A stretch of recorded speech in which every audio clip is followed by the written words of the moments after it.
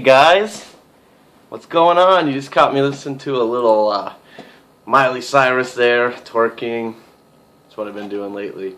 Anyways, as you know, week one's over, and some people are probably kind of happy. Some people, like Drew, are probably, well, clearly wanting to kill themselves, as he demonstrated in his power rankings, which I suggest you check out. They're on the message boards. Yeah, you can find them there for free. You don't have to be an insider.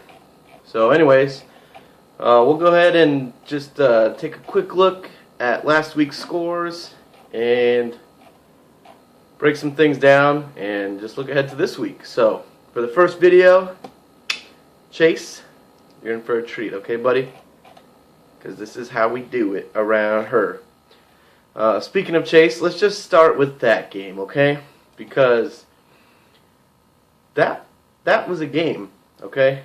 It came down to the last game, which is quite a few games. Game coming down to the last game is a game.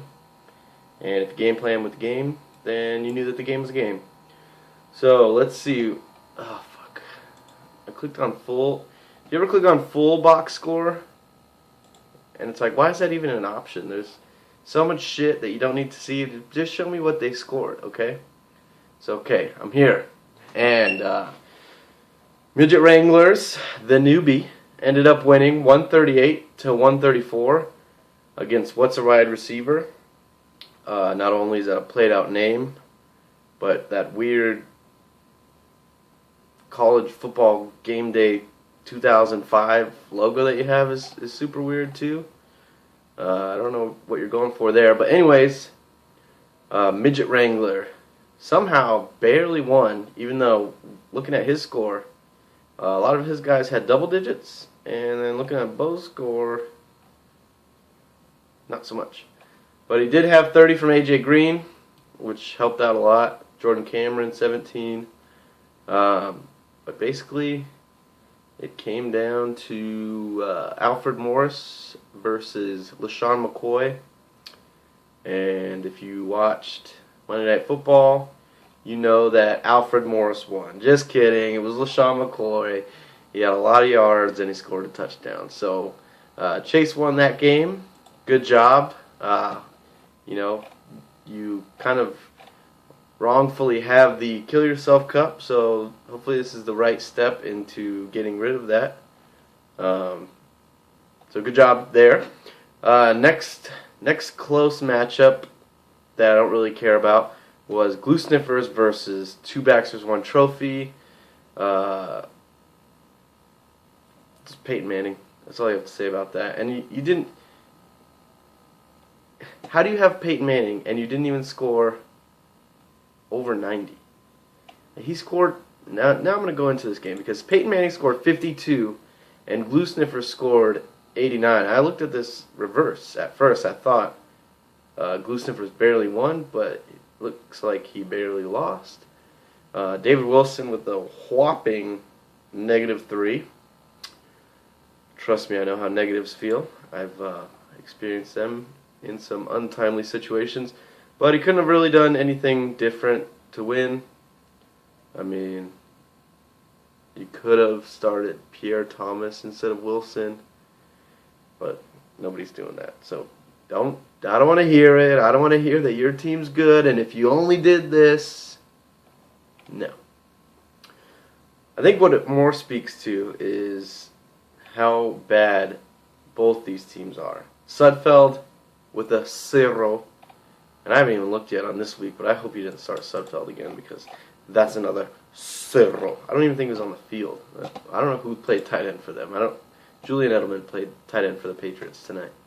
By the way, this is Thursday. I've already watched the game, so when I look ahead to next week, some of the scores won't be 0-0, okay?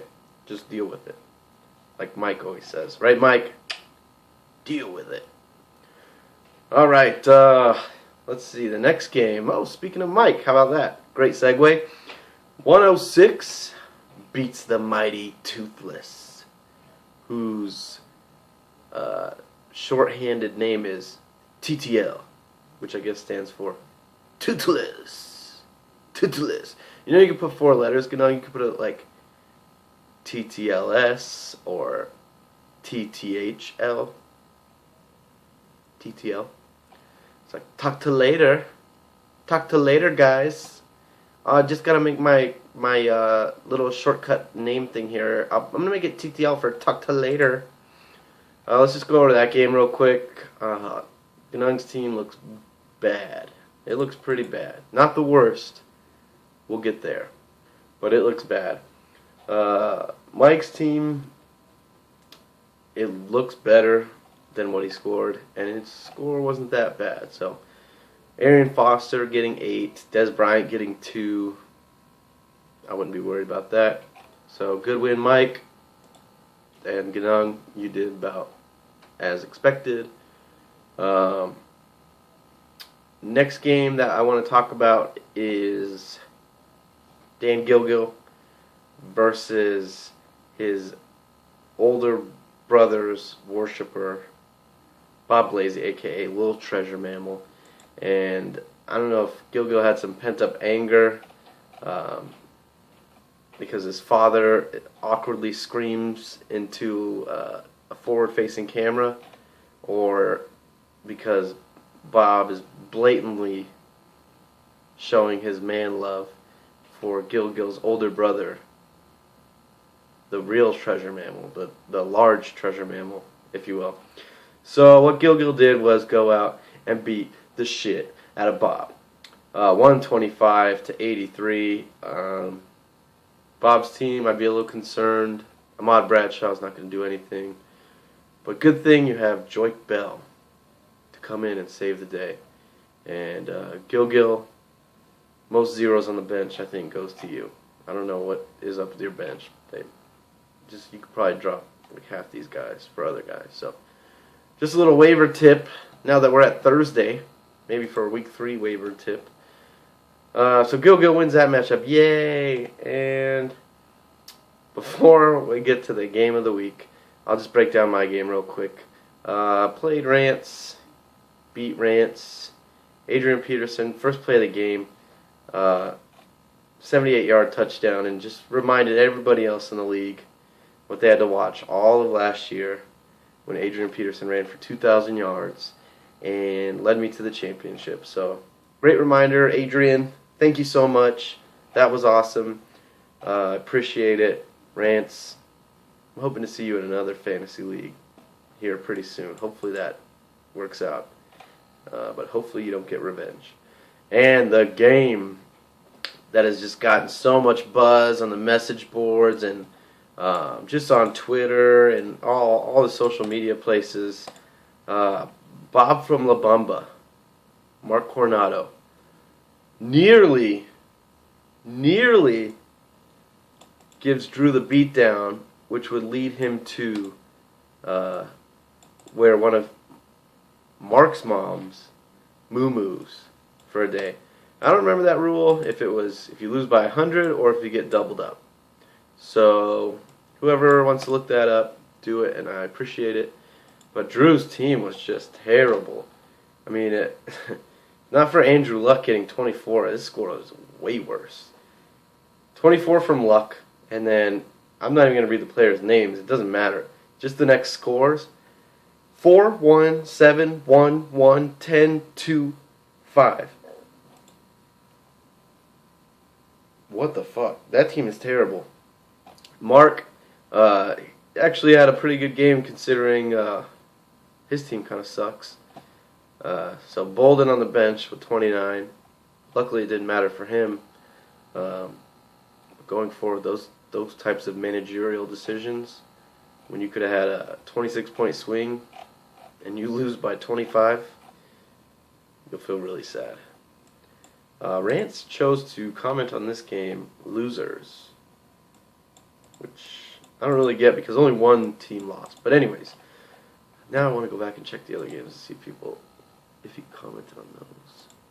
Anyways, Drew's team sucks. We'll get to that more coming up. And no, I just clicked a random game. Rance didn't comment.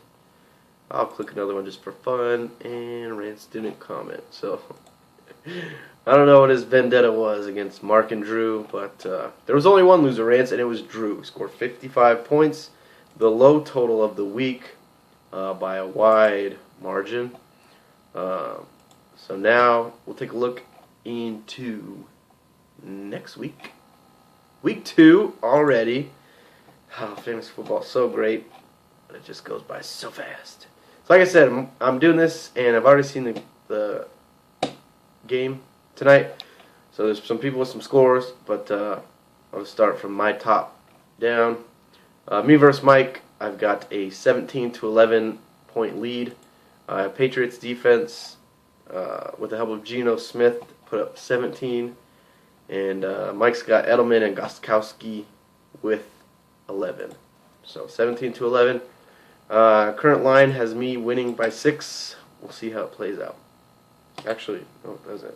I'm projected for 123, and Mike's projected for 95, but the line is +6. Must have been before the game started. Next up, Rance versus Bo. Both winless teams, so one of you is going to get a win. That's exciting. Currently, Bo's projected to beat Rance by 21. So good luck with that, Rance. Ganung is playing Drew, who I was making fun of before the game for starting Bilal Powell over Chris Ivory, who actually looked decent in the beginning of the game, and then randomly Powell takes over and gets the majority of the carries, also scores a touchdown. So Drew looks smart somehow. The only smart thing you did, Drew, was not play Michael Bush. So don't get too excited. Your team is still terrible. Just for reference purposes, Drew's projected to win by 10. So that's exciting. Again, another winless versus winless matchup. So one team's going to get a win. And then Bob, 0-1, takes on 2 Baxters, 1 trophy. Nobody's had anybody go yet. Bob's projected to win by 10. That would be his first win and Baxter's first loss. This week, the 2 boyfriends take on each other. Chase versus Gilgil. A couple of undefeated teams. One of you is going to get your first loss. And Midget Wranglers had Tom Brady go tonight with a whopping 11 points, which is rough, especially from your quarterback. There was more drop passes in that game than I could shake a stick at. I'll tell you what. And last game, Glue Sniffers versus Bob from La Bamba in the Who's Tell You Calling Down Syndrome war. Mark has taken a commanding 4-0 lead. If he wins, he'll be 2-0, and Glue Sniffers will be 0-2. Glue Sniffers looking to rebound. David Wilson's bad week. Eric Decker not really getting any of the party action last week. Maybe he'll bounce back. But you got Peyton Manning still, so that's good. Mark, Ridley got you 4. That's 2 back-to-back bad weeks from Ridley. I'd be stressing. Actually, not too much. Good thing you kept him and didn't draft him like in the first round. So that's week 2. And it's the first video. So I hope you guys like it. And don't let your wives catch you watching it. Hoffman boys. And that's it. Oh, yeah. If you haven't already, go and check out my logo picture because it's super funny. Okay? That's all. Good luck this week. We'll see you guys later.